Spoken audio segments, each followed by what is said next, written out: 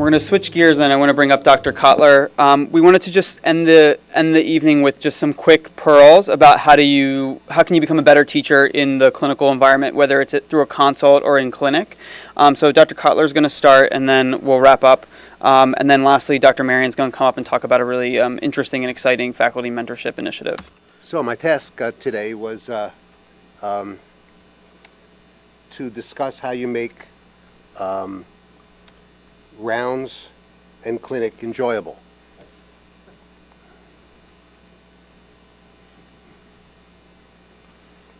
Well, the way you start, when you're an academician, the way you start anything is by doing a literature search. Well, I have to say that literature on GI consults is not very rich. But there are some papers, and I found one that I'd like to discuss. It was from UCSF, San Francisco General Hospital, published about 5 years ago. The authors start by saying that gatekeepers call lots of consults.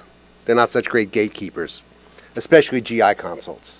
And that, in fact, the clinical details frequently are either inaccurate or absent. And there haven't been any real good, at least up until then, studies of quality of consults. So a study was designed at San Francisco General, prospective, cross-sectional, looking at inpatient consults. The fellow would get a consult and then prospectively evaluate 13 individual aspects of the requesting provider's knowledge as it pertains to the consultation. How do you have time for that? So the GI fellow then assessed 10 different individual aspects of the requester's patient documentation, like, is there a note in the chart, or is it sitting from the written records, is it sitting in somebody's lab coat pocket? And then the completeness of the consultation was scored by one primary consultative attending physician, the physician on call, after a formal presentation and then an interview and an examination.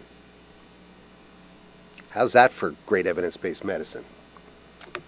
So, they looked at 874 inpatient consultations, but they only evaluated 278. This was over a 23-month period at San Francisco General Hospital, which, if you look at calling consults between Monday and Friday, was just somewhat less than 2 consults a day. What kind of business is that, 2 consults a day? In any case, in a substantial proportion of cases, the healthcare providers really didn't understand what they were doing. They didn't understand what they were even asking about. It was mostly, would you come and scope? In another substantial number of consultations, pertinent information was missing from the chart. No note. A bleeder, no crit. So they did a multivariate analysis looking at the strongest predictors of what were a complete consultation, and it was whether the requesters knew something about the history, whether there was some documentation of the illness, whether there was a note. They also found that consultations between 5 and 10 p.m., consultations done in the afternoon, were a whole lot more likely to be complete than a consultation at 8 o'clock in the morning, which typically means that somebody was admitted overnight, was handed off once or twice, and then they asked the intern to call GI. And then finally, there were many more incomplete consultations between July and September than there were between April and June. Duh. And there are obviously reasons. But in fact, consultations are a learned process. The whole consultation process is something that has to be learned. It's not something that people know automatically. And we have to teach the fellow, and then the fellow has to teach the house staff. So, how do you do it? Well, I think the best slide for this was actually the slide that Jerry Way showed about what is the role of the teacher. Mentor, cheerleader, coach, role model should have been on there. They want to see you do it first. They want to see you do it right, and then they'll try to model themselves after you. At least that's what I did with my role models. And basically, you want to enforce some good habits. The biggest problem with getting consultations is that there's no question. A consultation is a question. And if the fellow tries to present a case and doesn't give you a question, you've got to stop the fellow and tell him to make a question. And then you have to tell the fellow to tell the house officer that if you want GI to come and help, put it in the form of a question. And not only is a question, but there's a formulation. I guess Brijen's going to show something soon about the 1 minute, the 1 minute, and it's going to be, well, what do you think?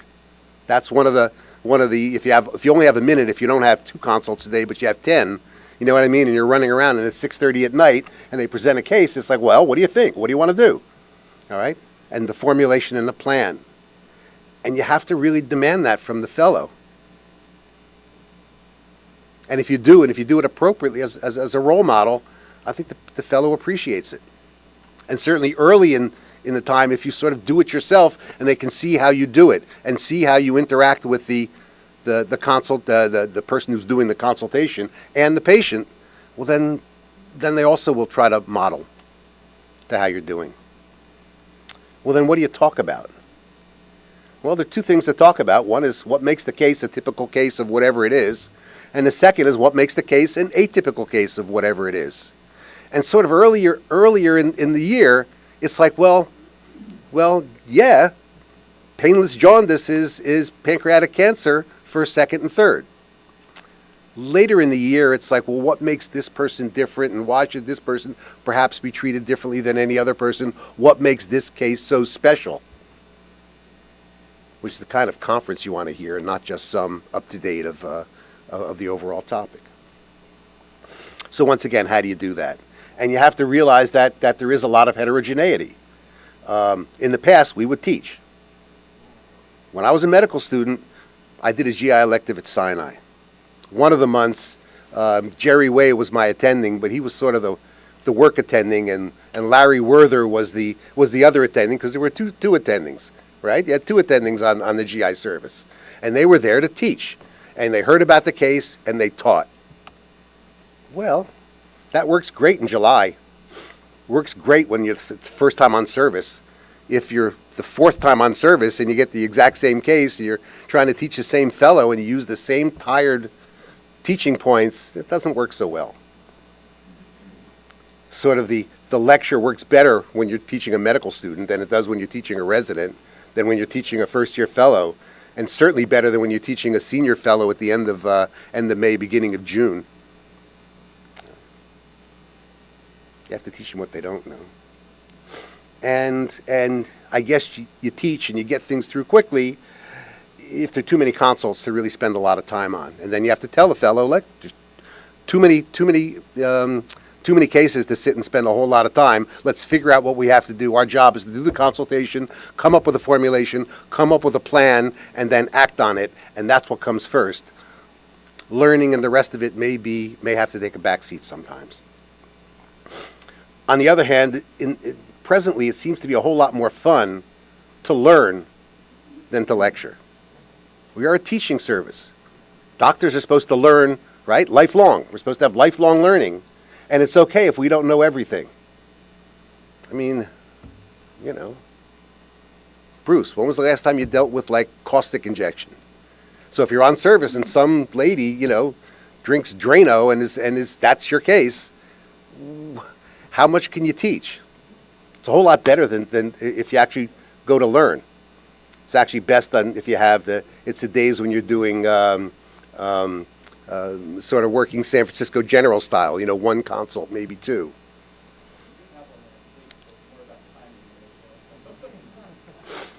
But what I found to be most helpful is to take what we've learned, take it as far as we can take it, ask and answer the questions as a group until we find something that we can't answer anymore, and then we go to the literature. There are enough computers around. Usually I have one person, the resident, on UpToDate. I have somebody else, like the medical student, on Google or PubMed, just to show that the medical student using the internet does a whole lot better than somebody trying to read UpToDate. And the one thing I wouldn't do is when you get to a point where you don't know something, is to tell the medical student to read up on it tonight and report on it again tomorrow on rounds, because that never happens, right? Or if it does, it happens in the middle of a very busy day when you're dealing with patients other than, what the medical student looked up.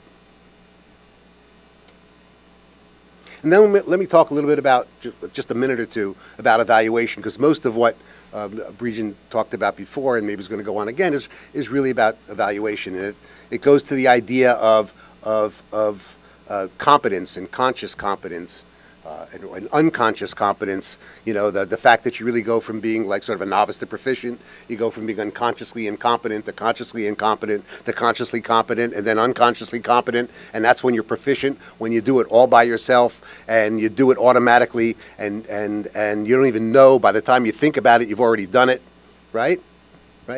It's like the worst way to be a teacher. The one thing that makes us feel best when we're on rounds, and it's the worst thing that you'd ever really want to hear, is to have the resident say, "How'd you know that?" Right? Because you just said it. Somebody starts talking about painless jaundice, and you say pancreatic cancer, and the medical student looks at you, "How'd you know?" That's not teaching. That's showing off. Teaching is to allow the student, resident, fellow to reach that themselves, and then pat them on the back. Okay, and then finally, in terms of what we have to evaluate, because we do have to evaluate. The first time I'm with a fellow or a resident, I sort of tell them what I want them to tell them. Pardon me for mentioning liver, but I just finished liver clinic this afternoon, and there's an educational blurb that you have to give to the patient when you see the patient for the first time. And the first time you tell them what you want them to say, and the second time you listen to see what they say. But you have to listen, just like you have to listen to the informed consent, or the delivering news, good or bad. You can't just sort of be in the room thinking about what you're going to do next. You actually have to listen. And if you listen and try to move back from being unconsciously competent to being more conscious, you see when the fellow's doing it right, and you see when the fellow's doing it wrong. And if you're actually listening, then you can, as soon as they're done, then you can give the feedback. Because you really have been in touch with what they're doing. And you can do that, well, when you're doing endoscopy, you can do that in a way that the fellow doesn't know you're doing it. Because if you're giving them a test, well, anybody can score well on a test. You know what I mean? Anybody can get informed consent right if they know that the evaluator is watching.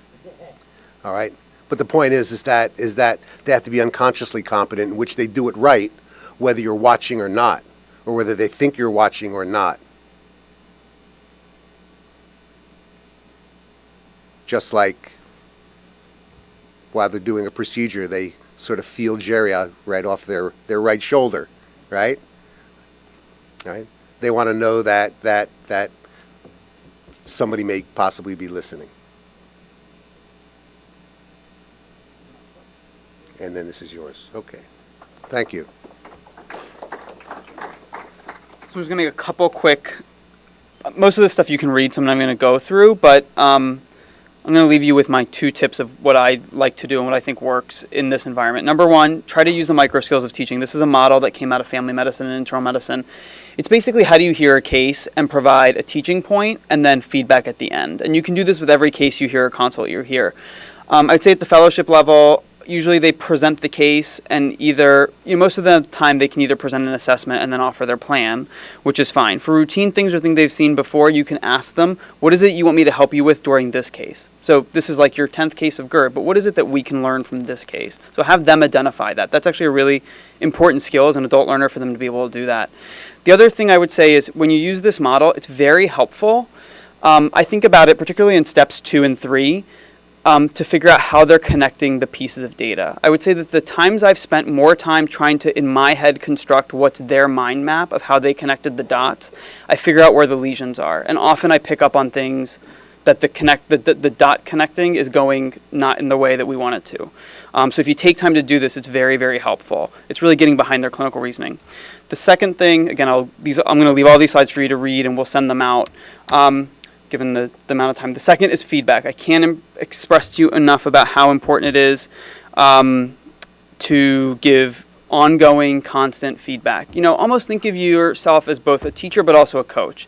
And a coach in sports gives, metered daily feedback to the athlete so that they can get better at what they're doing. And really it has two purposes. One, tell them what they're doing well. And for our advanced learners, for things that they're doing well, it should give them the liberty to say, look, you do this well. You're achieving that point where this thing you're doing is almost becoming unconscious in the work that you do.